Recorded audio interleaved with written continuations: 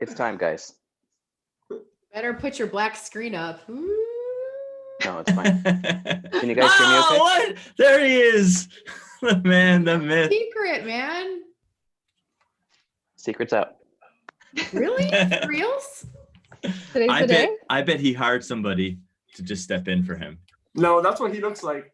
I know.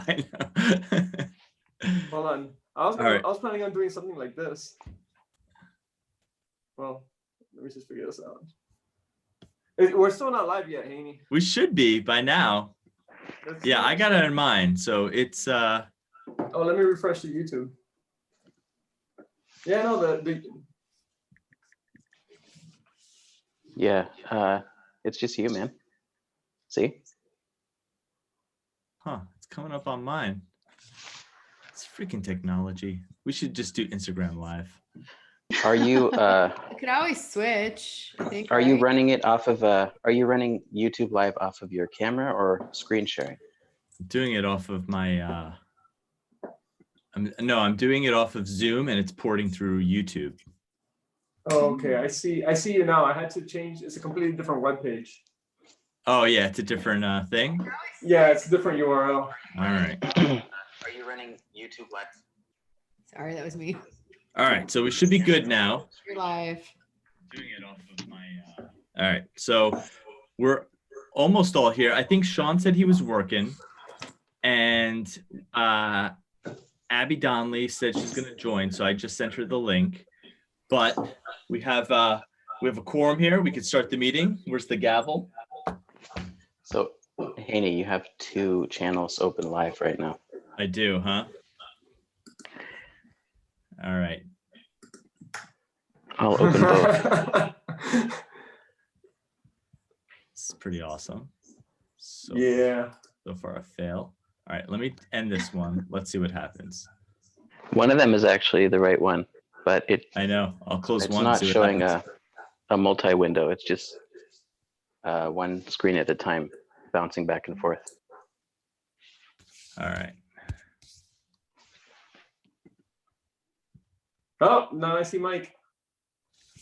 All right, so that's working now. Well, it was just him, but not everybody. It's not a multi-screen. It's just me, is what you're saying? It just picks whoever is talking at the time. Oh, then I it see what makes you're that the saying. full screen. All right, well, I'll work on that, but that's good enough for us to get going and just start talking. Hi, Nicole. Hey. Did you hear about my BiPAP vent experiment? I'm not sure. What did you do? I vented a patient off a BiPAP for 2 days. It's just me? Well, Off of V60 BiPAP. nice. Wow. Yeah. You know, I think there should be some guidelines maybe perhaps put out about that, because I'm getting messages from nurses that they're at hospitals already running out of ventilators. Yeah.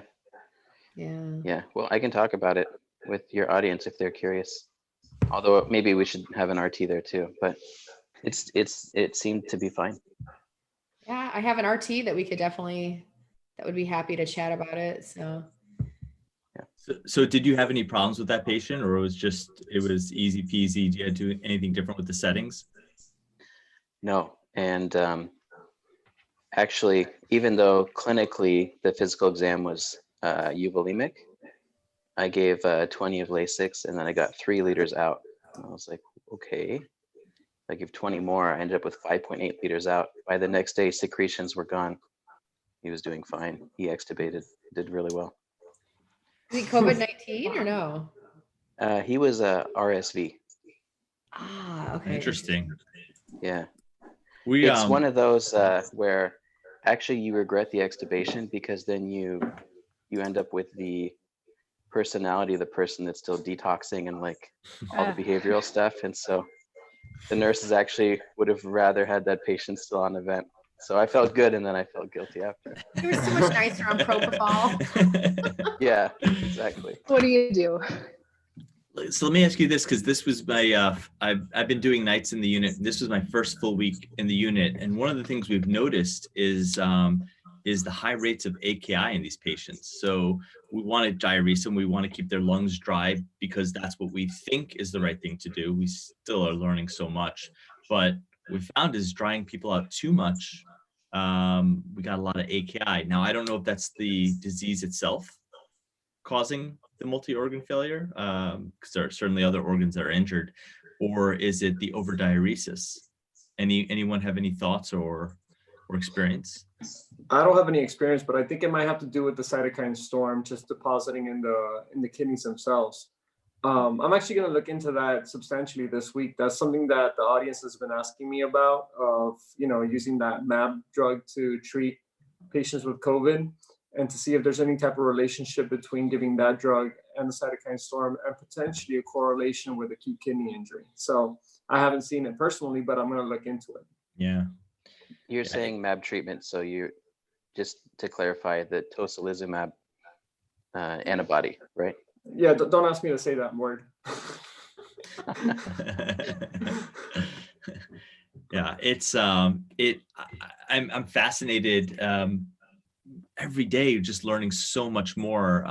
The big thing that was going around on Twitter this weekend was this debate about the people who they look well, but their pulse ox is reading 70s or even high 60s, and what does that mean? Do you intubate them, or do you just leave them be and ignore it? What do you guys think about that? Yeah, I'm really interested in the awake proning. There's been so many reports, and of course, a lot of it's anecdotal, but why not prone them early if they can tolerate it, and maybe do some alveolar recruitment? Because we're hearing more and more cases of these people who are completely awake, but have low sats and X-rays that look like just dog do. Mm-hmm. Mm-hmm. So there is data for awake proning, Nicole. There was actually this study that was published, I think it was either late 2019 or early 2020, where they looked at patients who had ARDS, mild to moderate, not severe patients. And they found that, and the correlation went as follows, and it makes sense. People who are on, and again, you're going to have to use either non-invasive ventilation or high flow. That's the only way it's going to work. It's not going to work well with nasal cannula, at least in the studies. But they found that patients who were non-invasive with prone positioning, they did the best. Then regular non-invasive, people in supine. Then high flow nasal cannula and prone position also did better than before, but still not better than non-invasive and prone. So, and then came regular high flow nasal cannula. And I've actually done that in my practice, where I've had people who have had ARDS from vaping, and there are people who normally sleep on their stomach. So yes, I asked him if he could sleep on his stomach, and he was super pumped about that. And he did much better on his belly, at least with regards to the pulse ox. So it's something worth trying in these people, especially if they feel good, they're just hypoxic, just to see what happens. I completely agree. It's worth a try. I mean, I don't know, like I would be super uncomfortable just on my back, right? I'm a side and stomach sleeper. I think it would be, I don't know, I think we're just so used to like looking at the patient a certain way. Now's the time to try new things. Yeah. And the other thing is that if the patient could, you're not going to have to worry that much about the pressure spots on the patient's face, because they could just readjust themselves. Yeah. And they're going to be on a pillow. And if they're, for example, on high flow, they're going to have, the tubing, of course, and that's not going to cause that pressure. Yeah. And you can even put jack their bed up in like reverse Trendelenburg. And yeah, I think it's worth trying. I mean, that's something I'm definitely going to try when I get back into the shop. I'm just, there's no data. I think all of us are saying the things that we're hearing around, and that's fine for right now. Yeah. But one of the things I'm hearing is that people who get intubated, they don't get extubated. And I think that's a bit overblown. I don't think that that's the case. Maybe what's happening is that we're waiting too long to intubate these people, and then their lungs are just trashed, and then there's no hope for them. But any thoughts on that? I've been scouring, looking for some data, and I don't know, have you guys seen anything that says what the percentage of people who we intubate, their rates of successful extubation are? I haven't seen anything outside of anecdotal data. And the other question is, I've heard of institutions that are intubating people early, but then we're going to run into the conundrum of running out of vents faster. Sure. So that's a discussion that every institution is having internally, especially when some places are saying, okay, we're not going to even try non-invasive, and we're not even going to try high flow. We're going to go directly to intubation. That's going to have to give at some point. You're Right. going to be forced. Yeah, the resources are only so limited, and we keep hearing these promises of people making ventilators and 10,000 ventilators in reserve, and that might be the case, but in New York City, they're already run out, and we need to think of some other solutions now. We were looking into the CPAP hoods because in Italy they did very, very well with them. They're not FDA approved here. Has anyone, maybe, I'm not going to ask specifically you guys, but have you heard of someone who has used them in their practice here in the States without FDA approval? Chicago studied them, right? That the study that was published a couple of years ago is out of Chicago. Eddie Joe, I know you know what study I'm talking about. Yeah, I mean, I posted it 3 days ago. Yeah. On my page. And it was that study exactly out of Chicago where they gave patients either non-invasive through the face mask. Obviously, they couldn't blind the researchers, but they put the hood on. I mean, there were significant differences in mortality and ventilator, hospital length of stay, all that stuff. They did much better with the hood over the face mask. So, what's the barrier to getting it approved here? I just think it's the process. It's just the usual rigorous process of going through and just the usual. And maybe people haven't pushed it hard enough for rapid FDA approval as they did for other, like the rapid testing, that type of things.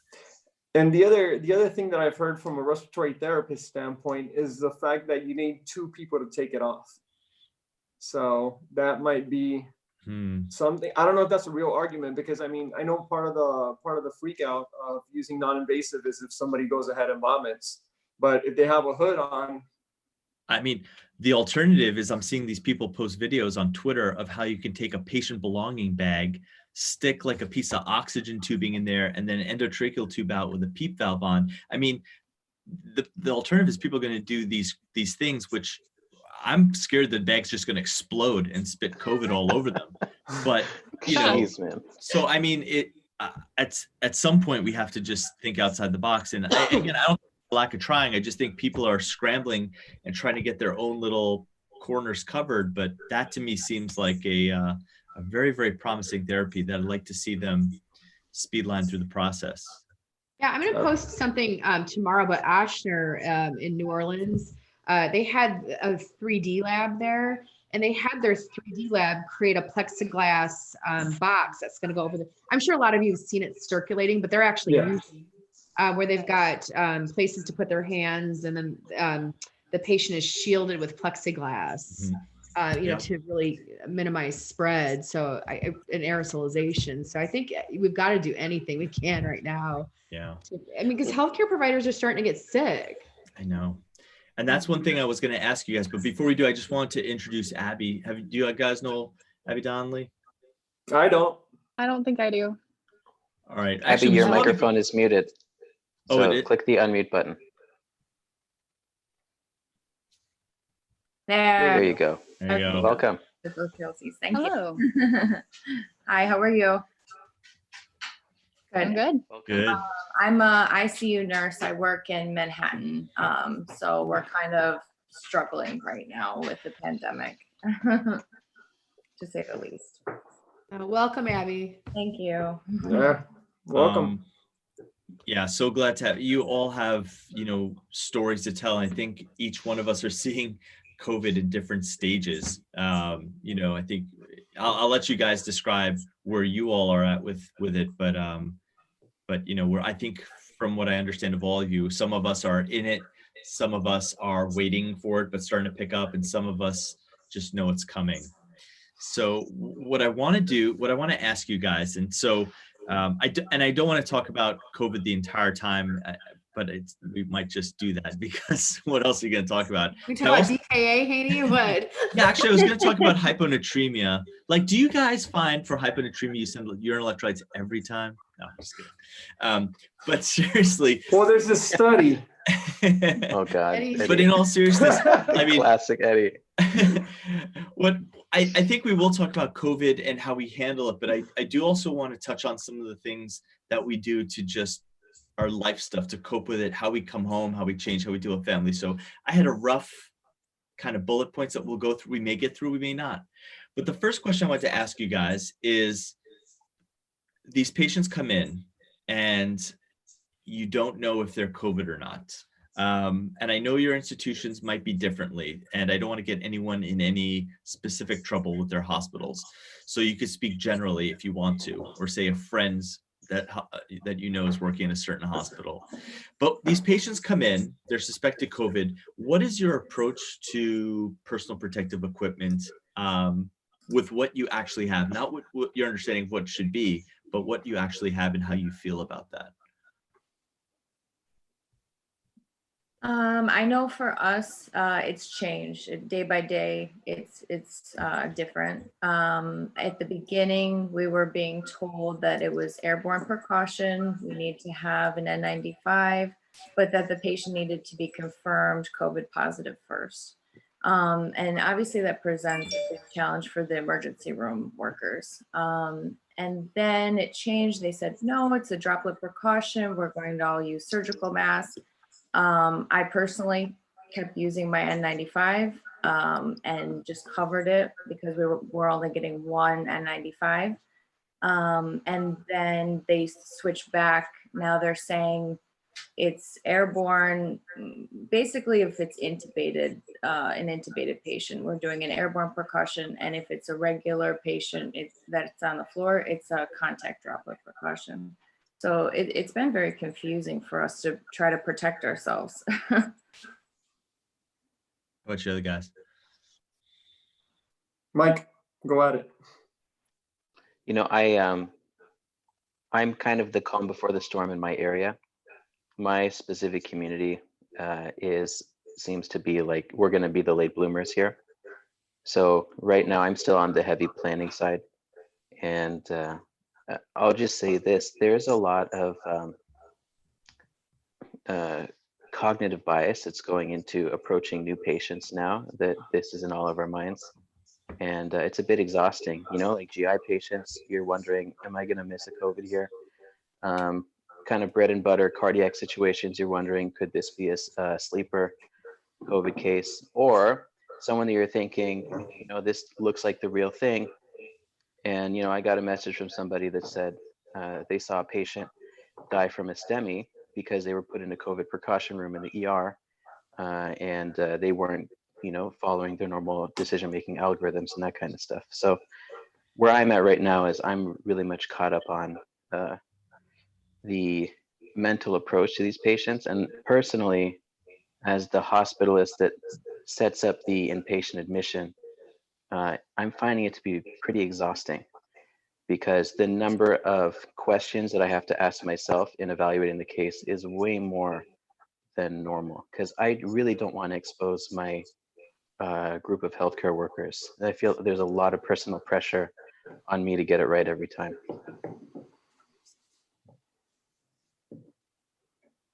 I can't comment too much, team, because I've been on the sidelines for a little bit. Admittedly, I'm supposed to be in Greece right now, which is not what's happening, obviously. So I go back to work on the 6th.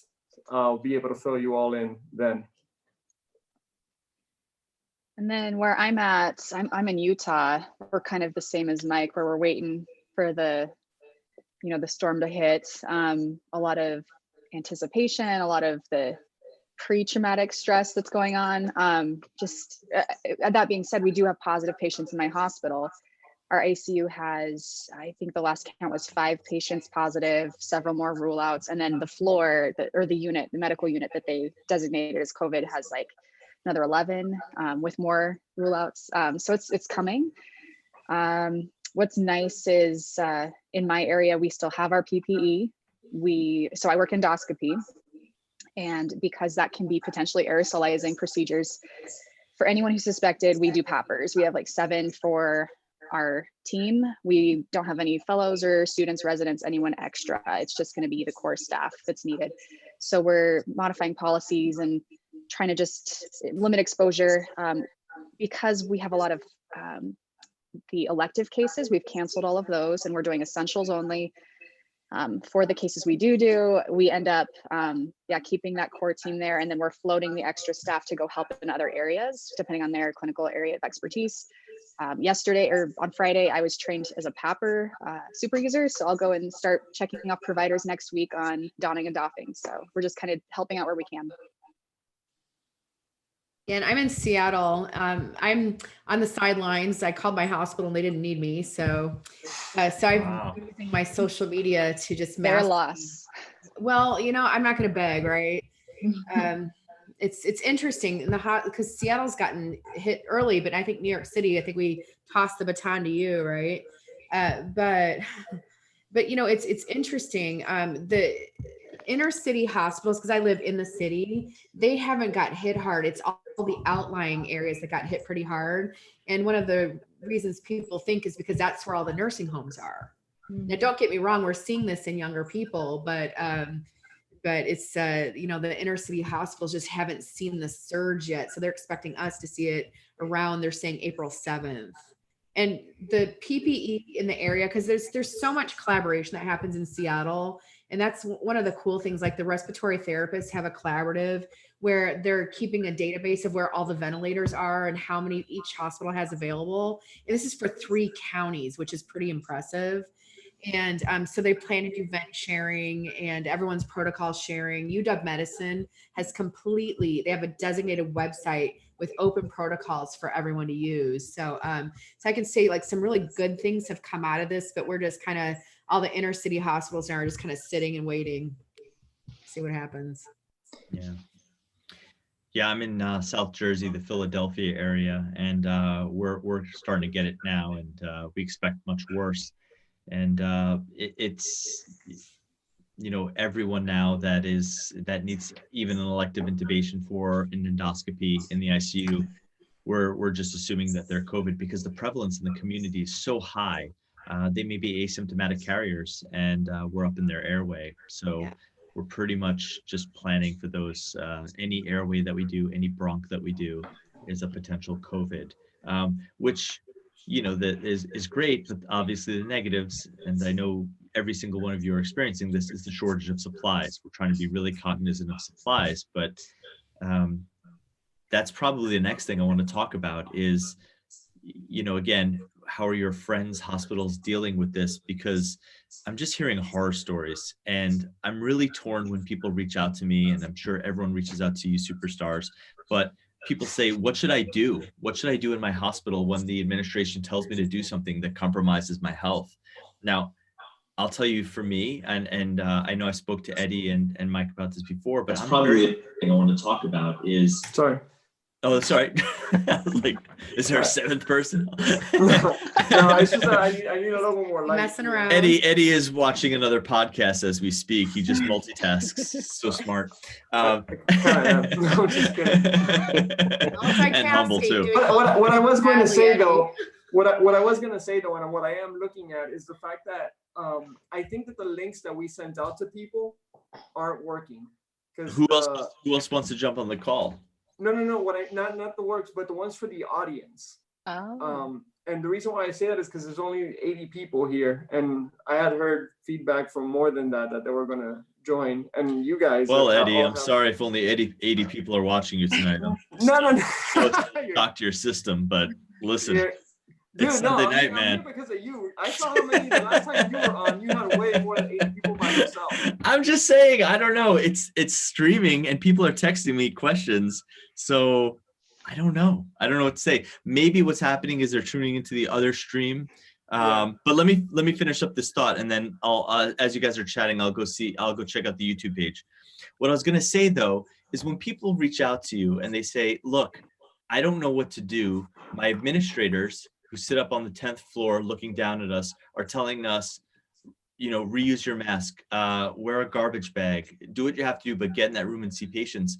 What do you say? I'll tell you what I say, but again, I'm sitting in a very nice position. I'm not sure what I would do if it was I'm pretty sure I know what I'd do in their position. But what I tell them is that, look, you have thousands of patients to serve ahead of you after this whole thing ends. If you're putting your life at risk, if you're putting your family's life at risk for this short term, not that we want to abandon our patients, but God damn it, you can't put your health at risk because someone's yelling at you to. I know there's shortages, I know we have challenges, but your administration, if they're going to tell you to go into a room with subpar equipment, then I want to see them go in the room with me with the same type of equipment. But I can't believe that someone's going to yell at me for wearing an N95 mask if I feel scared when they're telling me not to wear an N95 mask, or don't wear a gown because the data that we have so far says you can intubate without a gown. It's just, I tell people, don't ever put yourself at risk. Again, I'm speaking from a place where I'm lucky, but I'd imagine if I was working in a place that wasn't lucky, I imagine I couldn't show up to work and put my life at risk. We'd never ask a firefighter to go into a fire with no hose and just say, just spit at the fire. We'd never say that. So again, that's, I want to say that, and I want to hear what you guys think, if a friend has asked you to work in those situations, or what people have asked you on social media. I can go first. I feel like nurses are literally pleading their case to me, like saying, what should we do? And I've been saying, call out to the community, ask for N95 masks, get the mask. Like, who freaking cares? How can administration tell me that I can't go into a room with an N95 mask? The CDC guidelines have been waffling. And I have to say, I've lost all trust. Done. Like, I love Fauci, don't get me wrong. Fauci's pretty amazing, right? But I'm sorry, you don't flip-flop, especially when a New England Journal of Medicine paper comes out 2 weeks ago saying this stuff can stay airborne for up to 3 hours. There's nothing okay about this. And I've been saying, contact your legislatures. You've got to make sure people, that represent you from a political standpoint understand this, because I just uncovered a letter today from February that we sent 17 tons of PPE to China in February. 17 tons was shipped to China. We got caught with our pants down. 100%. I know from where I am, it's really a source of anxiety for every nurse that I know. Is what are you going to say if they come to you and say, we don't have masks now? Because the apex, they're saying, for New York City is going to be around the 14th, and we're already way beyond our limits. Yeah. So what do we do when we get to that point? I know I shouldn't go into a room without a mask. I know that I need to protect myself first, but it's also not that simple for me either. I mean, my patients are extreme. This is my life. Nursing is my passion. These are my patients. I feel, in a way, I know, and I don't judge people that don't feel this way, but in a way, I feel like I do have a duty to go in and help. And I hope it doesn't get to the point where they say, you have to use this mask, or you have to use a recycled mask, which I think is, in New York, maybe more likely that they're, other hospitals, they're putting them in bins, they're saving them in case we need them for later. And you're getting one mask for 12-hour shift, you're breathing in it, you're putting it in a bin, who knows what it's growing, it's sitting with the other masks, and then they're gonna be cleaned and maybe given back to us. So I think that's the biggest source of anxiety for me, and I know a lot of my nursing friends. Yeah. What do the rest of you think? Just this whole conversation gives me chills because I know it's happening. I'm hearing stories from people who are getting the one mask a shift, or even the one N95 that they just have to keep using. There's a nurse I talked to just the other day in California. She's got her N95. She's working in the tent, and she works night shift. She says how just her mental stress, her mental health is just declining rapidly. Just being out there and just this worry of not knowing if the mask that she's reusing is growing anything, is it contaminated or not. But it's the best protection she has, so she just keeps using it. I don't know, it's alarming, and it's nice to see stories of people in the community donating masks, or people are creating them, or like you're seeing these stories, but I just don't think the nurses are seeing it on their end. That hasn't happened yet.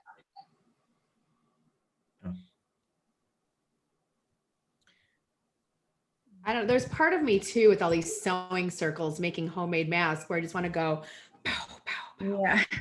Oh, I'm not saying sewing, no stop cloth. the homemade masks. It's not going to protect anyone. I don't know. Does anyone else have a different idea about these homemade masks coming from sewing circles? Because I'm honestly over it. No, what I think it is, though, I mean, at first I was very much the same. I put out something on my Facebook page asking for supplies, and it was amazing how many people sent me legit N95 masks. But then people started sewing them, and at first I was like, this is ridiculous and whatever. And my wife said, basically, there are people sitting at home feeling helpless. So figure out a way to put them to work somehow so that they could do something else with their time. But I just think the people who are doing it, who are the lay people making masks, I think they're trying to show their support and show their gratitude. The people who know better and are making masks, they're just wasting their time and materials, and that I oppose. And even the fact that hospitals are saying, please make masks, I think is even more ridiculous, because that's just administrators giving a false sense of security and potentially putting their employees at risk, knowing, I'm hearing all sorts of like concocted, put a charcoal filter, or put like a maxi pad in between, or something like, or put a sturdy gym sock, like put one of Eddie Joe socks in there. I mean, there's no evidence that Eddie Joe sock can stop COVID.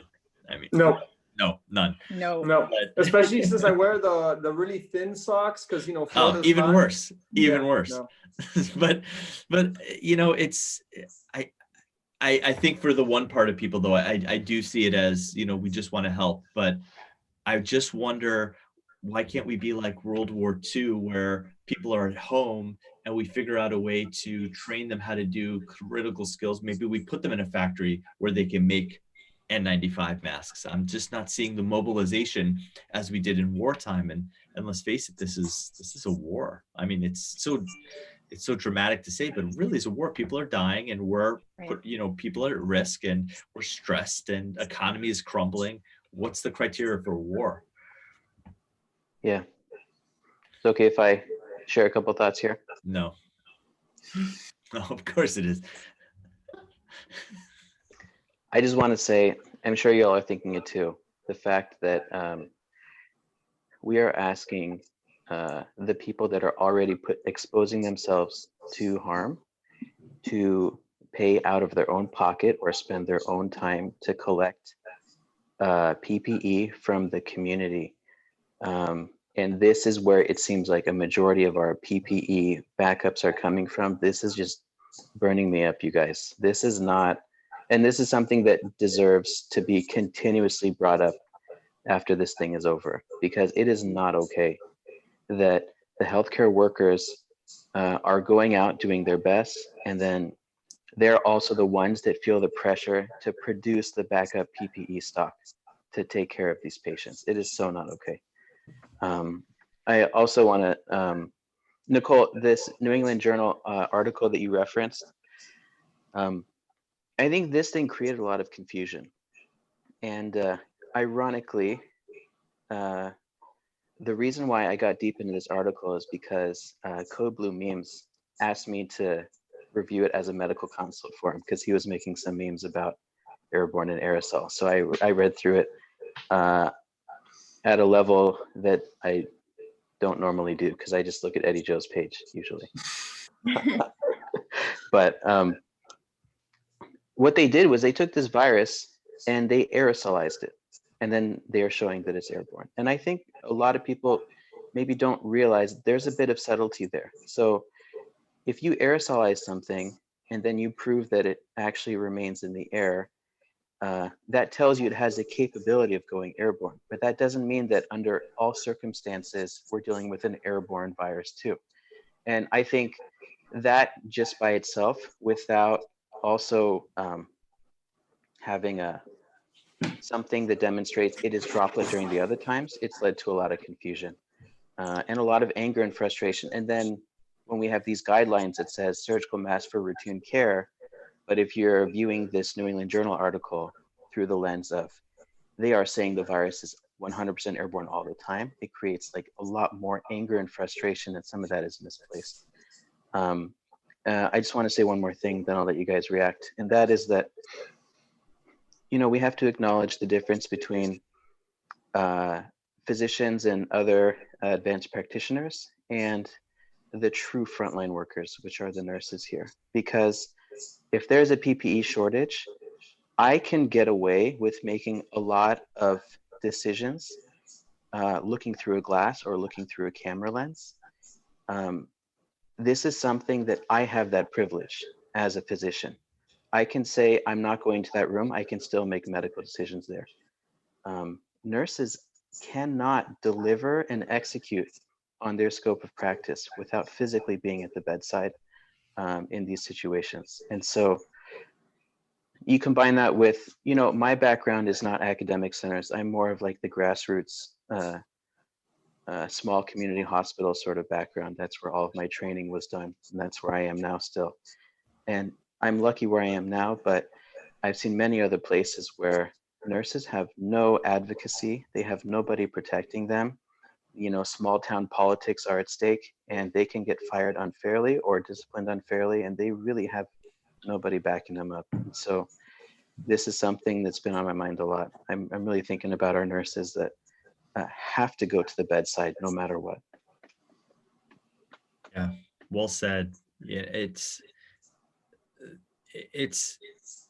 I don't, sometimes I want to be in the trenches too, even though I'm running around the hospital, just to show the nurses the solidarity that I have and how much I believe in what they're doing. It's tough. And the other part that I'm going to ask, you know, the nurses on here is, you know, when you see the docs going in PAPR suits to intubate, I can't help but think, even though I know why we're going in PAPR suits because we're exposed to the airway and whatnot, it must psychologically think, there must be some psychological concern that, you know, well, why do they get to wear the PAPR suits and why am I wearing the N95 mask or the used N95 mask, or God forbid, the bandana? I hope it never comes to that. But my point is, you know, I don't want there to be this feeling between the two doctors and nurses where they feel like there's a preference for one over the other, because I truly feel that when the COVID settles, the dust settles after intubation, you know, we're in the rooms also with N95 masks. But you're right, to your point, Dave, they are, you know, the nurses are the ones that are fighting this war, and you know, they are constantly putting themselves at risk and constantly exposing themselves. And it breaks my heart every time I hear that nurses are underprepared to go in the room. And I will give my N95 mask, like you said, if it means that I stay out of the room and they're in there, I'll give them my fresh N95 mask that I get at the beginning of the day if they're concerned about their safety. Just, I don't know what to do about this. No one does. It's tragic. I was going to bounce back to bedside rounds. So you said you did a deep dive into the New England Journal paper. So what's your thought then after doing your super deep dive? Do you feel like droplet is enough, or do you feel like perhaps coughing and sneezing could be aerosolization of the virus? Yeah, so they basically, I don't think that was the question they were seeking to answer. So it's an unanswered question still. You know, if there was a study where they went into a room of a known COVID positive patient and under the umbrella of routine care, then they did measurements, then we'd actually have something to talk about. And the other unanswered question I have is, if we're deep swabbing these patients, what's the deal? Is this droplet or is it airborne in this situation? I still don't have a really clear answer there. In my hospital, the nurses are being allowed to use N95s in that situation.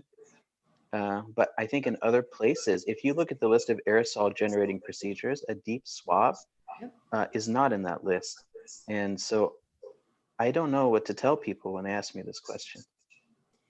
I guess my point in pushing back is like, why didn't we err on the side of overprotecting versus underprotecting? And I think it came down to supply. Yeah. Mhm. Yeah. And we're I not agree. martyrs. That's Like healthcare providers are not martyrs. Like, get the freaking supplies out to people. Enact every power you have. Get the freaking supplies out there. I'm just banging my head against a wall. A week ago, we were told, oh, we're tapping into the stockpile. And the main thing we've seen up in Seattle is Tesla sending masks. You know, I'm just like, Yeah. Yeah, and not to throw any more confusion onto this, but there was recently a study from I think it was University of Nebraska. I was talking to Eddie about this morning, where they took radioisotope particles and simulated an intubation, and they found those particles were everywhere on the providers. On the shoes, on the soles of the feet, on the backs of their necks in the room. So again, this is specific to intubation. We don't know what the time period where the vapor, if it is aerosolized for more than just the intubation, how long it's in the air for. But to think that it's going to be on every nook and cranny of you as you leave the room, and then go to your next patient who might be an immunosuppressed patient who you're managing. Yeah. Also, the issue with when the patient is intubated, then the next step really for nursing is to sort of rush in the room and stabilize the patient and set the patient up and hook them up and drips and etc. Mhm. So that's a question that I have too. If you come in and you have a hood and you intubate my patient, and then literally 3 minutes later I walk in the room with my N95, am I protected? Because if it's in the air, it's still in the air at that point, definitely. Yeah. It's a great question. I can tell you what I'm deeply invested in this in our institution, and one of the things we're trying out is that we go in with two physicians. One is a fellow and an attending, and one serves as the RT and the nurse. And so after intubation, that person would be doing the majority of the stuff, assisting the fellow with the central line, doing the pumps. We're learning how to use the pumps, how to push medications, how to get things stabilized. Nothing, believe me, I will never be able, even if I spend the rest of my life trying to be a nurse, I will never be able to replace a nurse. But doing some of those things just until that, again, if there is an aerosolized bubble, as we call it in our hospital, just till that settles, where we can do the majority of the things and then get in there, maybe that's safer. The other thing that we're doing, and I don't want to, I want to let everyone talk, but is just doing a drape over the patient during intubation in the hopes that will just have less aerosolized spray. I think that's super smart, Haney. I've seen so many pictures of just, I have to say, the one thing that's come out of all of this is innovation, right? Mm-hmm. I mean, we're testing the system. We're so much innovation is going to come from this, and I hope it continues. But I think that's honestly a really smart thing to do, to put at least something over the patient during intubations. Mm-hmm. Abby, are you guys doing that in New York? Yeah, we are. We had one recently, and we I think we used maybe a makeshift piece of plastic. It was possibly a garbage bag that was cut and opened up. I mean, honestly, we were happy to have something, and we had an extra person in the room, just in charge of that drape, basically. I actually bought 20 ponchos today on Amazon. Let's see how it works. I'm not kidding. I just bought it. I'm like, okay, we'll see what happens. Yeah. Sweet. Yeah, it's innovation, right? It's we're actually because we don't have enough bunny suits. So today, and by the way, this is ridiculous, but since you mentioned Nicole, I am the Chief Innovation Officer, which means I go on Twitter, I look at stuff, save pictures, and be like, hey guys, what do you think about this? So it's a pretty sweet job. Well, watch my account, because nurses have been sending me my God. amazing things. Absolutely. The Foley leg bag with the tubes going out. That lock. That lock with oh my God. Boom, it's on my phone for Tuesday's meeting. Legacy of Manual Nurses in Portland came up with that one. That's amazing. It's brilliant. That's brilliant. Anyone else want to add to that? Because I did want to ask another question. And that is, what is your process leaving the hospital? Your decon process when you get out? I've started to narrow mine down, but I'm always learning something new, and you guys are so innovative. What are you all doing when you get out of the hospital? We should start in New York. Yeah. There. Yeah, let me teach you guys what I Teach us.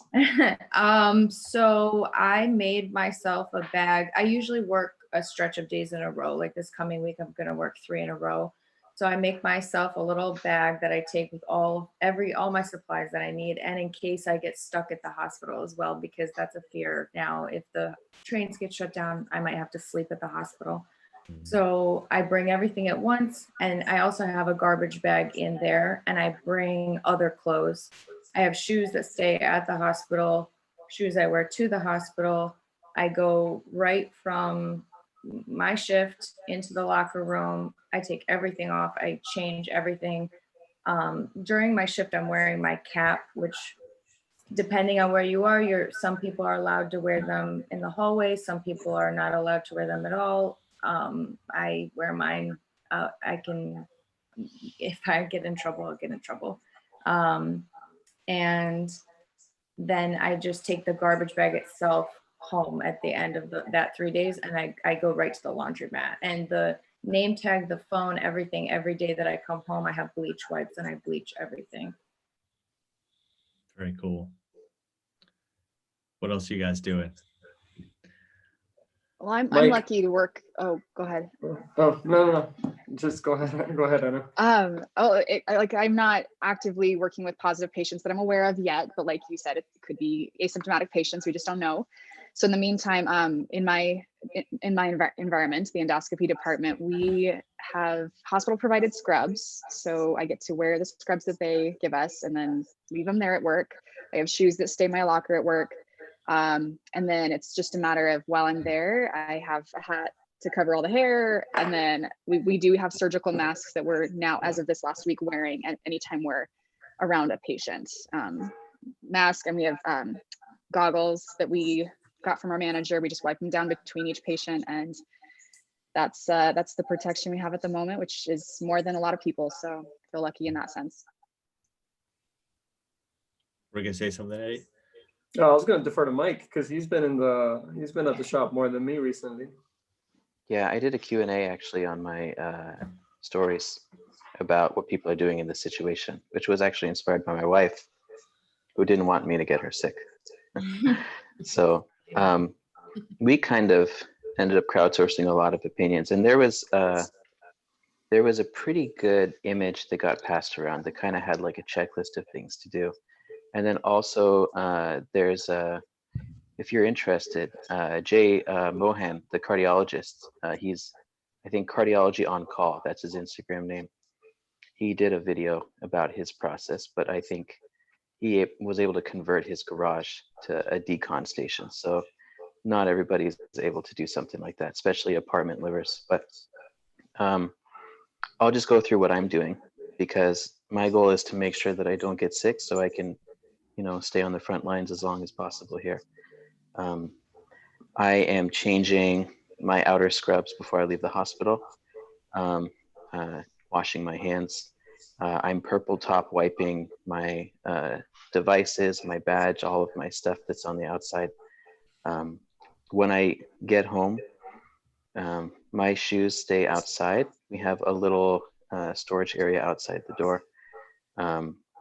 I basically walk in with my socks and I go straight to the bathroom. All my clothing comes off. It goes into the washing machine, including like something like a hoodie. So like my clothes are getting washed a lot.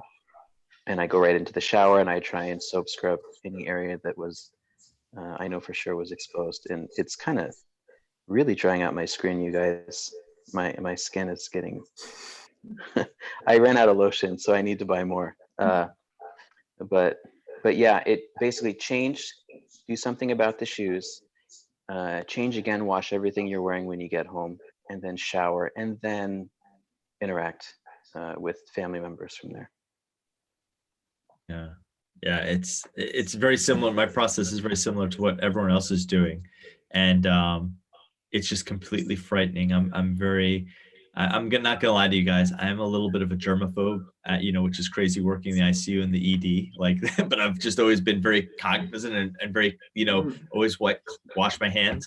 But this has made me definitely much more careful about touching my face or touching my hair.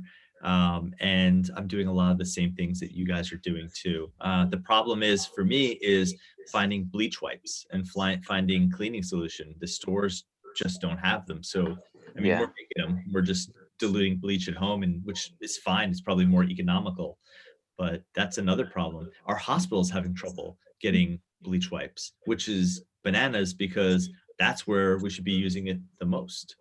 I know of a hospital that had a shipment of the Clorox bleach wipes that the whole shipment was stolen. Yeah. And they're completely out. Absurd stuff like that happening. Yeah. Hearing these stories, and I can't help but wonder, like, how does a whole pallet of anything get stolen? Well, it's New York City, You know a guy. The mafia. That's organized crime for sure. Too. Oh yeah, it's an inside job. Yeah, I'm from New York. Don't you guys talk about New York that way, all right? Don't you even talk about it, all right? Forget about it. No, it's insane to think. And you wonder in your hospital when supplies are low, you hate to pass judgment on anybody, but you wonder whether or not they're disappearing and being sold somewhere. And it's N95 masks now are under secure watch. Let's just put it that way. When the deliveries come, it's like it's gold or money coming into an ATM. Like armored transport. It is. It's just banana. It's crazy. These are crazy times. What are you guys doing to forget about work? What are you guys doing when you get home to intentionally just forget and become a human being again and not look at your phone and not look at the text and not be called for meetings? What do you guys just do, and how do you do it? How do you just forget and be human? Tiger King, baby. I watched it because of you, by the way. I started watching it. It is awesome. Kind of the same. I watched the whole Tiger King in like 2 days, which I was obsessed with. Love it. He's amazing. His promo for himself being president was my favorite, or governor was like my favorite thing of the whole thing. It was amazing. But other than that, to be honest with you, I wish I could sound like, I don't want to sound too negative, but it's difficult here because the density of the city, and you're supposed to social distance, and they're even saying, well, you can go to the park, but you need to stay so far away. And even that's becoming a problem because it's kind of impossible with everyone being home. So it's kind of felt a little like I might as well be at the hospital. I might as well, at least I can put my anxiety to good use, because otherwise I'm here and I'm just sort of thinking about it anyway, because everything you look at, social media, TV, it's just COVID stuff. And then you go there and you live COVID. It's like a little too much for me, to be honest with you. And then we hang out, the 6 of us, and we're talking, COVID. Yeah. Let's have a social meeting about it too. We can switch to Tiger King if you want. I'm down. Yeah. Carol, my wife, feed her husband to the tigers. Yes or no? You think she really did it though? I haven't seen it think yet. it's possible. Wait, are you guys telling spoilers for this? 'Cause Okay, I sorry. haven't watched it yet. Hey, it's ruined. We got the subscription for Disney Plus, because if you have Verizon, you have 1 year Disney Plus. So we watched some Pinocchio the other night and going through some Disney classics. Nice. It's something like that's not negative and not something that's going to bring you down. We watched Toy Story, even though Toy Story will make you cry, but it's better than COVID stuff. Yeah, we're watching movies like Pandemic and Outbreak. Oh no, sorry, wrong Contagion. conversation. Contagion, yeah. Outbreak, Contagion. yeah. I did watch Outbreak actually recently. Yeah, same. Yeah, no, I'm kind of the same boat. Like, I'm looking for ways to just be distracted. I've been doing more like happy hour Zooms with friends and family, just trying to like, connect, FaceTime with people. And that's been really nice. But yeah, same with Abby. Like it's like I wish I could say it's, that I'm good at it, but I'm not. Like I'm in my master's for nursing education right now, and to shift my mind and focus on homework is so hard. Like I just in my head, it's really a struggle to really zoom, like really narrow in my focus and do the homework. It's taking like twice as long as it normally would. I don't know.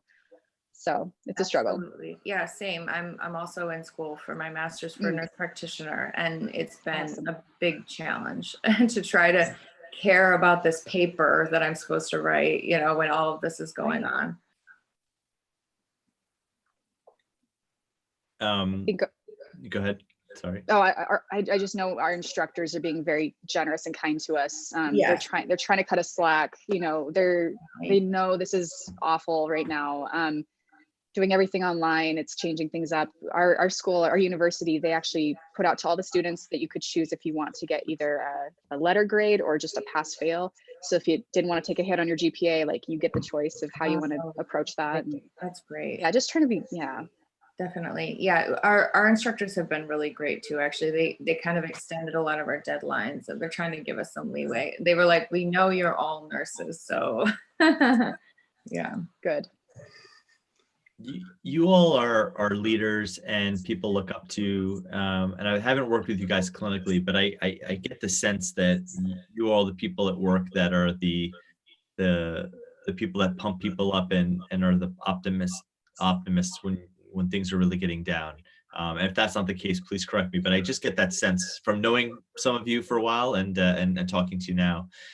But what do you do when it gets really bad and someone, the Tiggers of the world start collaborating and people start getting really upset, and then there's that group mentality and everyone just starts to get down. How do you get past it? Because it is really negative nowadays. It's hard to be an optimist in all this. How do you guys get past it? How do you redirect people? How do you just let people know that's going to be okay? Or do you not? Do you just say, I don't know?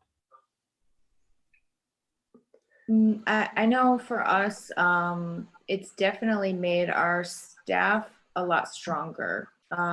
Even people do get negative, obviously, it's challenging. The ICU is way over capacity. And so that's a lot of admissions, it's a lot of time. But in a way, it's actually made us bond and just reaching out and just if I have any free time at all, like, are you good? Do you need something? Can I just get something as simple as pull a med from the Pyxis for you, or grab a pump for you, or just even that. It's not even what you're doing. It's just that you're showing support and solidarity. I think that makes a big difference. And that's what at least my staff has been really good at.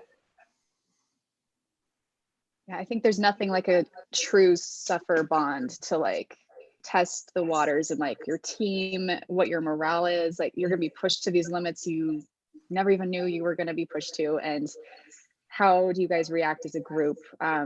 That's really gonna be like the true test, I think, for a lot of people, and decide if they want to stay in those units in the future. Like even some people are questioning, do I want to stay in nursing? Like a lot of people are struggling with this. But like for us in my area, a lot of laughter, finding ways to just, sometimes it's really dark humor, but trying to just build each other up in that sense.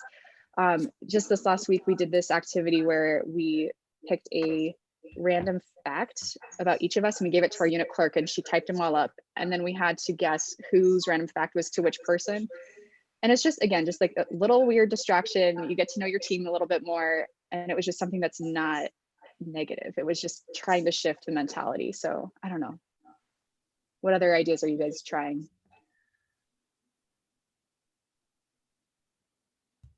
I'll say something, I guess.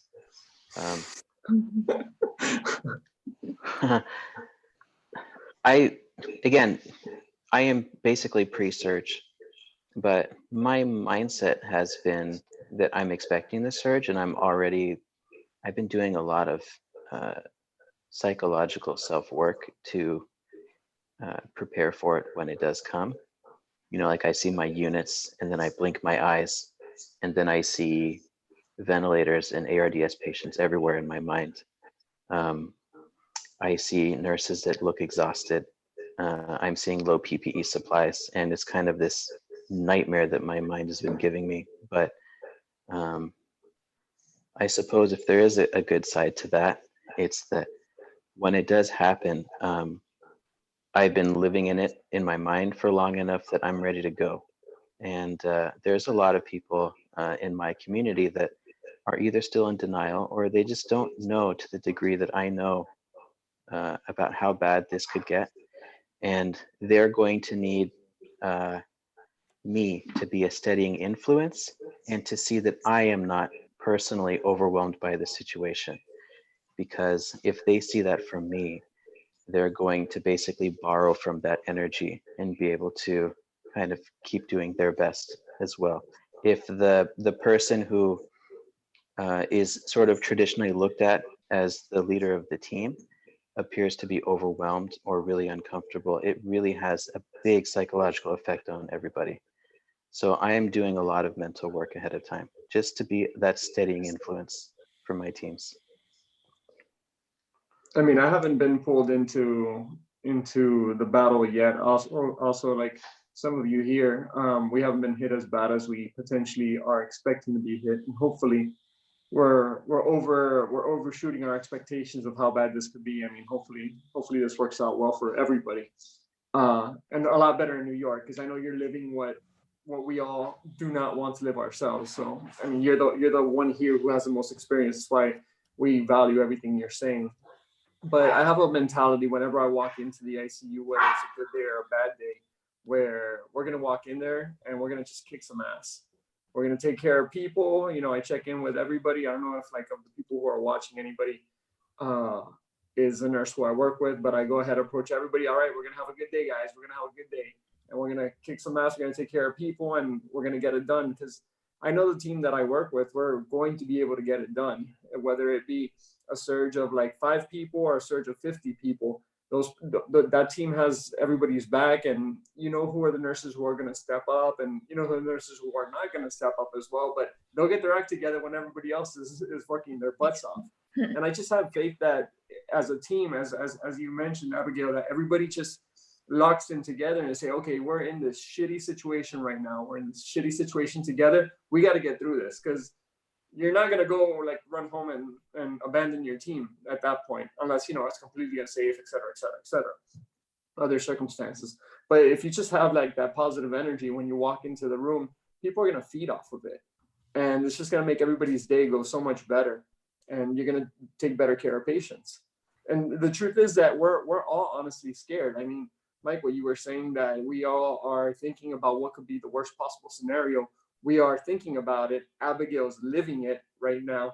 Nicole's peers in Seattle have like lived through it to some extent already. And, you know, we got to prepare for it. But at the same time, we have to be ready and willing to go, that when it's our number that's going to be called, we're going to just completely take care of those people and do the best we can and get people out of the hole. That's what we signed up to do. Yeah, and I did I think a week or two ago, I did an Instagram live and just asked a lot of frontline staff. I said, what do you need? Like, what do you need from your leaders to get through this? And I think something that was super consistent was you can't communicate enough. You know, just saying like, where are we? What do we have? What are our resources? And just letting people know what the plan is. That was consistent throughout the entire Instagram live. And one other thing I'm just going to throw in is just, I just feel like, you know, because I'm a clinical nurse specialist and was in charge of a lot of things at Harborview in Seattle during H1N1. And again, one of the things I can say, you know, reflecting back on that time now, was H1N1's different than this beast of a virus, but I really felt like our team was much more cohesive afterward, because we like literally went through, it was a war, but a different war. Right. And I just felt we were super just cohesive and a much stronger team afterward. And I think one of the things I'm seeing in Seattle is a bigger build of community. Every night at 8 o'clock, we're going out onto our front porch and cheering for 2 minutes. And you can hear screams and yells and claps all the way down the hill to the water. And, you know, and I just hope at the end, when we all kind of rise up from this in May or June or whatever that's going to be, is just that as a community, we'll be just much stronger. Agreed. Yeah, all of this is just in line with the post-traumatic growth that best case scenario, that's what we hope will happen. Yeah. Yeah. It's been amazing to see the, you know, my community come out and, you know, this week, all the doctors in the community got pizzas delivered, sponsored by other families. Like a pizza came yesterday, and flowers left on the doorstep, and with the N95 masks, just really sweet cards. It's really nice to hear that people are, you know, they're supporting us. And we haven't had the 8 p.m. clapping, which I think is really awesome. I've seen lots of videos of it.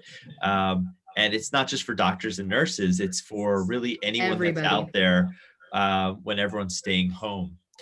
And that brings me to another point. And what do you do when you see people who are not staying at home, who are like you know, in my neighborhood, I'll just tell you this much. For the most part, the grownups are okay. It's just the teenage kids that are running amok outside playing. And I was driving the other day and I felt like an old man saying, "Stay off my lawn," but I yelled at them. I was like, 6 feet. I just kept driving. And I, you know, like I'm just yelling and I sound ridiculous because they're not going to listen to me. In fact, they'll probably get closer together after I say it. But what are you guys doing locally to educate your neighbors? And when you do see people who are not distancing, are you that person who is yelling out of your car or off the porch? I actually was on my way to the hospital and I was on the bus. And as I'm passing the park, I see all these people playing soccer and all these people together. And I actually contacted my, there's this local Instagram for my neighborhood in Brooklyn. And I actually reached out to them and I said, "Can you say something to them about this? Because this is out of hand." And he actually replied, his wife is a doctor in the emergency room and she's pregnant right now actually as well. And he said, we were thinking the same thing actually. And he started to shame people, which by name. Amazing. Yeah. Wow. He started to take pictures of the park because they live near it. And he was like 6 feet, like circling 6 feet and like posting it. And it actually, I think it did make a difference because like a week later, he was taking pictures and he was like, "Look, there's less people here now." Nice. You know, it's just really hard, I think, to communicate and to exemplify the anxieties that we have as healthcare professionals to those individuals who are just hanging out at their houses because they're not seeing anybody directly who's sick. They don't understand the curve, like fundamentally speaking. They have 3 little kids who are not in school and they're like, "Oh, get the hell out of this house. I don't have a teacher here." And so I can't really say in this personal responsibility environment where we should hold ourselves accountable. But at the same time, it's really hard when you are somebody who has no medical knowledge whatsoever, no understanding of virology and an epidemic or a pandemic because you've never seen it before, for those people to understand what 6 feet really means to us. Because I know how many ventilators are in my hospital right now. I know, you know, we all know the intricate details, but they cannot fathom those things. Like, okay, here's an example. We'll talk about the whole ventilators thing. People are saying, okay, General Motors and Ford can make a ventilator in like 2 days. If they can make a car, they can make a ventilator. That's an easy abstract thought process. But like when it comes down to all the little circuits and the circuit board and the programming and everything that goes, okay, it's not that easy as turning out a ventilator in 48 hours. Mm-hmm. So I'm doing kind of an apples to oranges concept here to illustrate the fact that they don't understand, and there's no way that they could be made to understand because they cannot feel the anxiety that we feel. And I think that's why they're just carrying on with their lives. I mean, I think overall people are doing pretty darn well, at least where I live in Florida, because when you go out to the street, and my wife and I go out on walks almost every single day, and I go running every day, you see people on the sidewalk like staying away from each other on the sidewalk. And when I run by a pretty busy street, and there's barely anybody on that busy street. And again, we're not in a place that's getting hit hard where the media is like, trying to kill us, trying to tell us to stay indoors and whatnot, like, for example, what's happening in New York. But I think that all things considered, we're not doing perfect. And I don't think we're ever going to be perfect because humanity is just filled with flaws intrinsically. But I think we're doing okay. Like, we could be doing worse. Now, Eddie Joe, you're not speaking for the whole state of Florida, right? No. I remember, I don't live in Miami anymore. I throw up the 305 only periodically. Spring break was a hot mess last week in Florida. Yeah, but spring break is not Miami people. Spring break is people from New York. Everywhere else. Because you know what happens in spring break in Miami? Spring break is all the time in Miami. Good spring point. break is all the time in Miami. All right, I have to go, you guys. So I'm gonna peace out. All right, Nicole. See you later. Yeah, and I'm gonna head out. I'm gonna head out too because I have to eat dinner and like hang out here. But it was great. It was great hanging out with you all. Love the conversation. Yeah, for sure. Good hanging out with you too. And Abigail, I started following you. Oh, okay. I followed you for a long time. So. Oh, well, nice Abigail, what's your Instagram? The Nocturnal Nurse. Oh, okay. Perfect. Okay. I feel like I've seen you come along. I just want to say thanks for joining us and just, hang in there, Abby. Thank you. Yeah. I really appreciate all of your guys' support and getting it out there and all the studies and just the discussion in general. It's helping a lot. That helps a lot. It makes us feel like we have some support all over. So I really appreciate it. Thank you so much. Yeah. Right, I'll keep on pumping out my nerdy studies. Bye, guys. Bye. So, and if anyone has to jump off, I understand that too. But I want to just reflect on how powerful social media has been during all of this. Just think about how this would have went down 20, 30 years ago. Look at how rapid the communications are between hospitals, between providers, the social movements with, has anyone seen this movement to, it's like get me a PPE.org and all the petitions and it's just amazing. And this is all due to the fact that we're all interconnected so closely. And the fact that we're sitting in different states across the country talking about our different experiences. I know it's kind of cliche and you guys all sort of get it, but just think how amazing it is that for a virus that was only known a few months ago, for us to know so much about it and every day learn more things and us to communicate and stay ahead of the curve on strategies. I just think it's amazing. And yes, we're in a pretty shitty time right now, and it could be a whole lot better, but also could be a whole lot worse. And this technology that we have has made it hopefully that much better and less lives lost when all the dust settles. So that wasn't a question. That was just a general statement. Amen. I agree with that. Yeah, 100%. Dave, you had a couple questions. Do you want to? Did you want to throw it out there? That's funny. Not to throw you on the spot. It's okay. People call me David a lot, so you're in good company there. It's all right. But do you want me to call you? Dave is not my name. David. That's not my name. It's Michael. Michael, I'm sorry. Okay, it happens. You know why I called you Dave? It happens. But do you know why I call you Dave? Yeah. Dave Chappelle. But even before that, just because of the way my last name looks, it happens a lot. Oh, Javid. Interesting. Anyway. I didn't think about that. Yeah. But you're always so anonymous too, so it's hard. I've been trying to figure out like where you're located for a long time. Yeah. For me, there was a lot of anxiety about my workplace. If I, take a stand on some issues, or I make some kind of meme that's a bit edgy and might be viewed as unprofessional and stuff. So it started out as like a way for me to just relieve some creative pressure when I thought a lot of medicine is just comical and hilarious and ridiculous. And I found that I had I found a way to express myself, but then it kind of snowballed into, I actually have an opportunity to help help other people. You know, like you guys are in the same boat. We're all getting so many messages from people about what's going on right now, and to feel like I'm able to have any degree of impact in the lives of strangers that we're connected to in this fight, it's really something. Well, you do it in But such a very unique way. You know, there are people just throwing memes up there, which are great for what they are. No disrespect to those people. But what's so good about your stuff is that it's complex.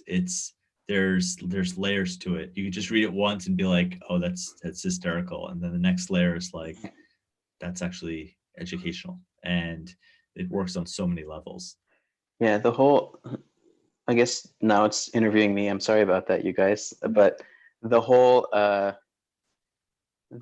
objective of me making a post is to entertain you enough that you accidentally learn from the format or the concept. So people are learning in a way that doesn't feel like it's learning, but they may not even realize that's what they're just laughing at a scenario, but it might become a pattern that they recognize, like, oh yeah, maybe this tachycardia and fever is alcohol withdrawal and not just another blind sepsis pathway that we have to blood culture and antibiotics and do all this stuff for, when you know, there's something else in the differential too. And that one meme of that situation, you know, sometimes you learn something like that. So Like that learning by accident.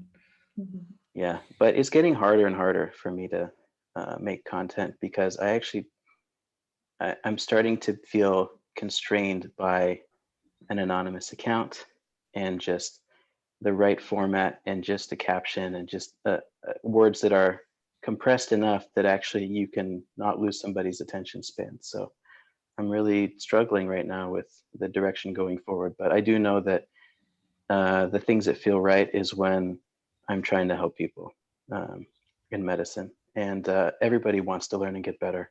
That's the universal thing I keep seeing.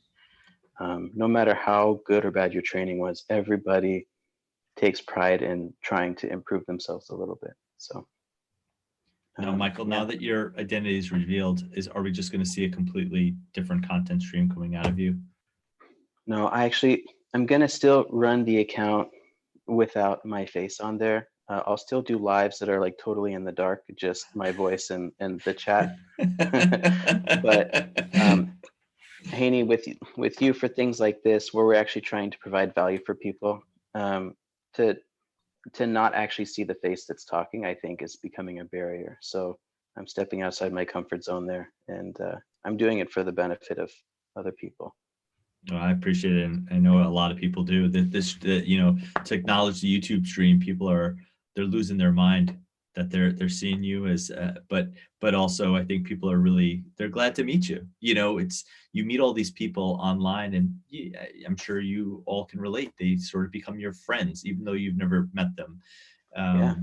There's like that SMAC conference. I don't know if you guys ever heard about it, but it's no longer in existence. But you'd go to this conference where it was only social media people on critical care, and you would like hug people that you've only followed for years, and they'd hug you back. It's like, and it's a complete stranger in some ways. In other ways, it's someone you've known. So to your point, people have known you now for a long time, and they're just tickled that they get to finally put the face to what it is. So it's, I think it's a nice gift for people. Yeah, I mean, I just want people to know I care more about each individual person than I can actually express.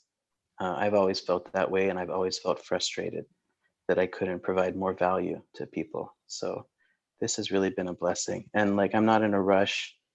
I'm not trying to grow a follower count. I'm just trying to help the people that are going to give me that opportunity. So really, it's been a blessing. I'm lucky.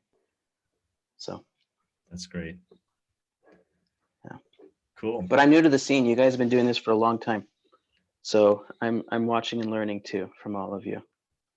I think that's what's great about this community, is that we're all learning from each other, and everyone brings something very, very special to the table. And so I'm just tremendously glad to know each and every one of you, and also for anyone watching who follows. You know, I'm just so tickled that you follow and you interact with us online. It's been it's been a growth experience for me, and I'm privileged to do it. Haney, do you mind? I'd like to, I don't know if it's Abby or Abigail, what you go by. Either, Abby. Okay, I wonder if Abby or Anna have any sort of things they want to say. Well, we kind of got this thing going because we all have things that are on our hearts. So I don't know if you have anything ready you want to just kind of share that we haven't hit yet. Yeah, I actually did have something that I'd like your perspective on. There's an idea that's sort of circulating where I'm at now about these patients and if it's actually in their best interest or ethical to intubate them. I know that most nurses that I know, none of us have heard of anyone coming off the vent after they've been put on. And it creates this dilemma in more ways than one, for the patient, for the use of the ventilator, which is in limited supply, for the people who have to have to intubate. I just wondered if you guys had thoughts about that. I have thoughts, but I want to give other people a chance first. I'll just echo what Abby's saying. Like I've been hearing stories as well where hospitals are saying anyone who is a COVID patient on a ventilator, they're going to be DNR now because those resuscitation, it's going to expose all these people if you go in the room to try and resuscitate, and then everyone's, exposed. And then just the chance, the odds of survival are low. So yeah, people are really conflicted and there's a lot of moral distress happening. So yeah, I've heard the same things are coming up. Yeah, I'm really conflicted about this one. I really am. I know the anecdotes about people not getting off the ventilators, but I do know of people getting extubated. I know of people on ECMO who are doing okay, but they're younger. I mean, let's face it, they're younger people. As patients get older and their comorbidities increase, their mortality gets significantly higher. And I'm not in the institutions where this is happening, so I don't know, but I wonder, A, whether or not people are doing poorly because we wait too long on intubating them. I don't know if it's because we have to don PPEs and get in the room for the persons who is arresting, and we know that every second we're on their chest improves their chances, albeit their chances are very low if they're going to arrest. But for a long time, our healthcare system has been struggling with this notion that something like 50% of all healthcare costs are spent, in the last 5 years of life. Now, that's pre-COVID. And people have been trying for a while to be realistic about how we allocate resources. And before COVID, we just said, we'll just figure that out later. But how could you not offer dialysis to an 85-year-old person with metastatic cancer? How could you not offer them everything? This might be a situation where we reevaluate things as a country, because certainly other countries are doing it, and we start to get realistic about our resources. This really held up a mirror to us and the type of medicine that we're practicing. My thoughts. Yeah, I think medical ethics right now is going to be at the forefront for basically the rest of 2020 here. Mm-hmm. As someone who's always been really interested in tough situations, even though all I have in terms of formal training on it is a bioethics course during my master's program, but I've just always stayed interested. I sit on the ethics committee for my hospital.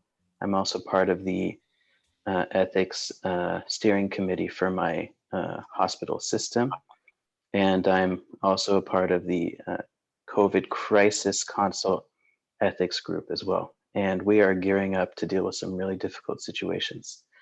And I don't really want to share too much hospital system specific stuff, for reasons you probably understand. But I will say in a larger sense, we're going to be dealing with a couple of realities here. And this is the cold and calculated answer, but it's going to be heartbreaking when we start doing this on an individual level, and we need to support our healthcare workers emotionally and psychologically as they happen. But the the ethical reality is, if we are trying to follow the Hippocratic Oath, and also the concept of providing the greater good, when we have scarce resources, we're going to be looking at criteria for who does not qualify for the standard of care anymore. And New York is already bumping up against that. Italy is there. Iran is there. I think in Wuhan, China, they built new hospitals. I don't know if they actually got to that level, but certainly in other places where the death count is high, that's part of what's going on. One of my locums doctors, he came in and told me, and I haven't independently confirmed this myself, but he said, I'm 61. If I was in COVID ARDS in Italy, I would just die, because they are not venting anybody over age 60, period, regardless of comorbidities. Whether or not that's true from an ethical standpoint, you have to confront these things. The other thing is, at some point, people are going to have to make a decision on what's being floated around in my state from the state ethics leaders is, what about a universal DNR? What about if somebody who is a COVID patient that has arrest? Are these people candidates for resuscitation, or does this violate the greater good in terms of PPE use, the low likelihood of survival, and the effectiveness of everything as well? ARDS and cardiac arrest on top of it. This is such a bad, poor survival, and even in the event of survival, meaningful quality of life afterwards is so close to zero that it really has to be thought of. If we have limited resources, how best to deploy those. So Abby, I don't know if that's sort of checking the boxes for the question you had or not, but that's kind of, this stuff has been on my mind a lot lately too. Yeah, it's so difficult. I mean, we're already making these decisions in New York, so it hasn't been easy for anyone. No one wants to think about it. No one wants to make these decisions, but here we are. Yeah, and the other thing is, I'll stop after this because it's getting kind of dark, but there might be situations where we voluntarily remove somebody from a ventilator, even though their code status might be full code, to provide the standard of care to a younger, less comorbidity, more viable person too. And that's really gonna, psychologically, that's gonna stay with people for the rest of their lives. So I try to tell people without being specific, we're definitely in for a year that is gonna be unforgettable. But I just don't want to be doom and gloom all the time. So I try and just keep it in here most of the time, Nice job, Michael. I don't want to be doom and gloom, but let me just drop all this stuff on you. I'm just kidding. I'm just kidding. It's true. And, while we haven't had to make those decisions yet, I'll tell you something that has been very hard for me to wrap my brain around and makes me very, very sad, is the fact that families aren't allowed to come in right now into the hospital. And so people are dying alone. People are suffering alone, COVID or not COVID. It's just, part of the reason why I love critical care is I love to help families get through this. I like to help the families as much as I like to help the patients transition.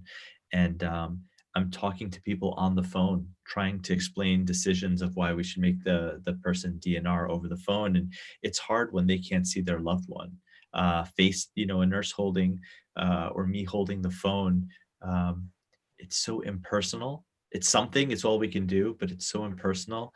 And it's really been just breaking my heart. And so when you're talking about all this stuff, Michael, I'm just, I know it's ahead of us and I'm trying to get myself ready, but I can hardly deal with this stuff now about people just dying alone. Yeah, I'm trying to deploy iPads for my hospital system for these isolated patients. And we're actually, I think, using the software of Microsoft Teams as the backbone.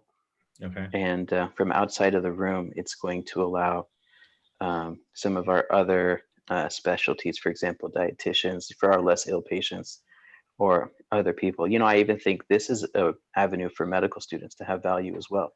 Sit in the nurse's station. Tell them that, what you were saying, because this is something we talked about. Yeah. I don't mean to cut you off. I'm sorry, but I want you to hold that thought, because this is something we spoke about on our Instagram hangout. Such a brilliant idea, but I'll let you. Yeah, well, the ability to have the face-to-face interaction is not the same as a human bedside touch, but it is so much better than anything else that technology will allow, including just an audio phone call. And if we can adapt some of these devices to be able to let people FaceTime or something else with their family as well, I really feel like it's something. But I think what Haney is referencing is this: I've just had this burning passion for letting our people in training be a part of the solution here. And everyone just keeps talking about the PPE shortage, and I get it. I am not suggesting that we throw trainees in rooms and use up PPE, but I'm saying, can we just pretend to be creative a little bit to where we find value for these people that have all of this energy and they have compassion and they want to make a difference. And I'll tell you, for me as a student, my toolkit was so small in terms of my experience and knowledge base that the most valuable tool that I had was compassion and my interaction with the patient. And these people are bringing that. And for the rest of us that are getting a bit crispy and burned out, or we're exhausted and stretched too thin, you know, it's these trainees that are really going to turn this into a humanizing situation again. So, you know, it gets me fired up when I get emails from the schools and they're cutting off rotations and stuff. I think it's really stupid on a historic level, and they need to actually try to let some of these guys get back out there. But we need a way for people to interact with isolated patients in general and fight this loneliness and this really terrible experience of having a scary virus and knowing it, and then not being able to see anybody. It's hard for us. It's hard for them as well. Along with the iPads, I mean, that's such a great idea, first of all. And also from just a nursing perspective, you know, when this first hit, like I was working, you know, on a COVID rule out unit, and then it turned into COVID positive, and, you know, it just went like this from there. One of the biggest issues that I had, and like Haney mentioned, maybe we're not intubating them soon enough, maybe we're not getting to these patients soon enough. One of the biggest barriers to that is that they are in isolation, and many times these units are makeshift. They're from an old closed unit or even a normal unit. They're behind a door, the door is shut. We're told to limit our time in there. We're told to conserve PPE. And so really, we don't know what's going on with that patient. I can't properly round on these patients. I have no idea what's going on unless they're in the ICU and they have a monitor on them. So, I mean, if you could have something like that too for the nursing staff, if I can see, because a lot of these patients, I'll tell them to call, and they don't. They, you know, I'm okay, I just have the flu, until they don't, until they're really, really sick. I agree with you. Yeah.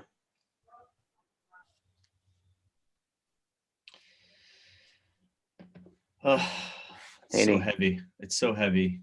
I mean, these are some things that we're just starting, and it's already getting so real. And I don't know what's going to happen when it gets much worse.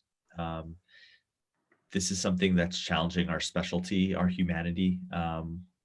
You know, and I don't think we have the answers yet, but I'm confident with people like you here and Nicole and Eddie that, you know, you all are going to be the people that help to show people the right way forward and some ideas how to stay positive and to continue to be there for our patients. Because right now our hospital administrators and not just administrators, but the leadership is running around doing all the logistic stuff. And sometimes we're just forgetting that there's a human being there who is dying or trying to stay alive. It's just in their own thoughts. It's just, we're going to learn a lot of lessons when this is all said and done, not just medical, but psychological for the patients, and a lot on us. Yeah, I just want to say as a follow-up to that, to our collective audiences, I'm just going to assume you're all on the same page as me. We have a platform to whatever respective size it is. We feel a sense to continue to show our presence to these people that are going through it. We have solidarity with all the people out there that are doing things, and it's important for us to continue to make our presence visible. So to do something shitty, but know that you're not alone, really makes a difference. So Absolutely. Yeah, well said. Well said. Well, it's getting long, and I want to just kind of wrap things up, unless anyone else had something that they really want to talk about. I'm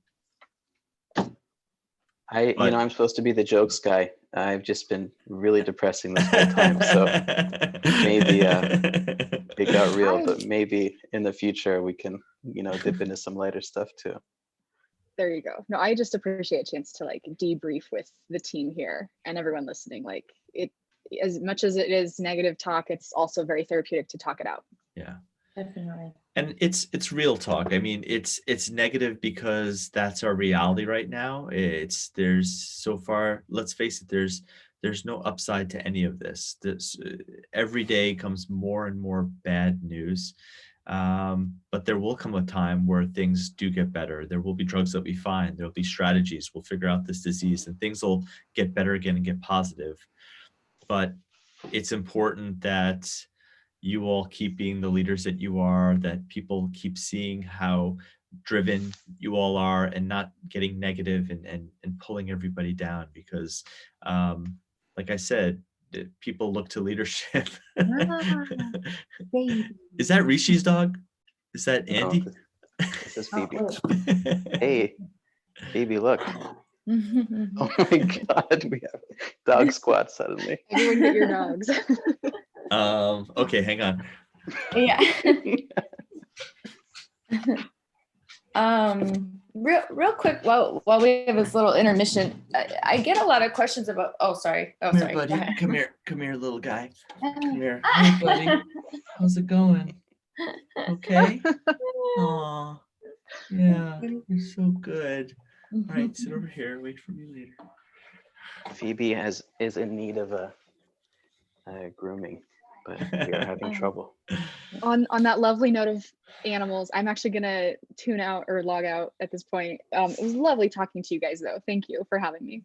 Thanks, Anna, for Thank you being so here. much. Yeah, thanks, Anna. Nice to meet you, and look forward to this again. And I think we'll probably, unless anyone has any closing thoughts. Sorry, Yeah. I just have one Of thing. course. I just want to ask you guys real quick. What do you say to people who ask that they want to help? They're not in the medical community. What can they do to help, real quick? Michael, you want to take it first? I'm so lost in the actual medical side. I don't have a good answer prepared here. I'm a bit unsure as well, frankly. Oh, you know what? Sorry, I have an answer. When I'm on the inside in the hospital and I find out that food has been donated by a restaurant or has been paid and sponsored by somebody, it's very nice. It's able to keep us in clinical situations, and we feel good accepting that. So medical people, we always say yes to food, basically. Especially pizza, right? Yeah. Medical Pizza people is love the pizza. stereotype, yeah. I get this especially from my community, who, when I ask for PPEs, they say we don't, but what else can we do? It sounds so cliche, but I just tell people, please be advocates, to tell people to stay inside. You see kids, tell them to stay inside. It's really the simplest thing, and it's really easy to do, but people just don't do it. So that's the only thing I really ask of people, to do their civic duty. And then after that, if they have the bandwidth to get on the phone and email and to hassle their local politicians, to tell them exactly what's happening in their community, tell them that there's a doctor in their community who's begging contractors for their N95 masks.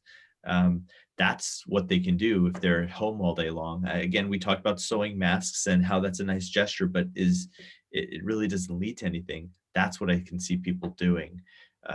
But short of that, I think pizza is a nice thing too, if they can get us some pizza.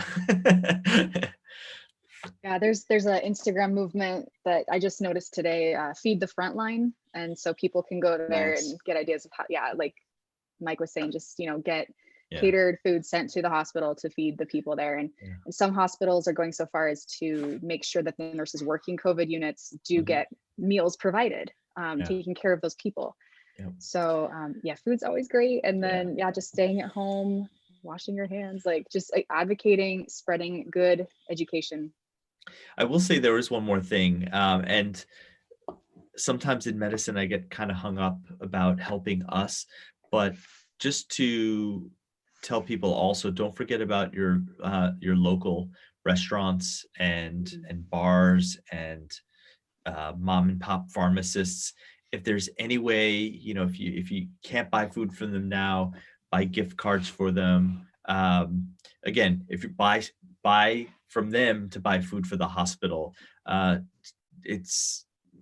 we're wrapped up in this COVID thing and our patients, but people who never get COVID, who are running a small business, are just getting decimated in this thing. And just driving around, we took a ride in our car. We didn't stop or talk to anybody. All right, don't give me a hard time. But driving around and just seeing all these restaurants that are closed, that were just hanging on before this all hit, they're never going to reopen again.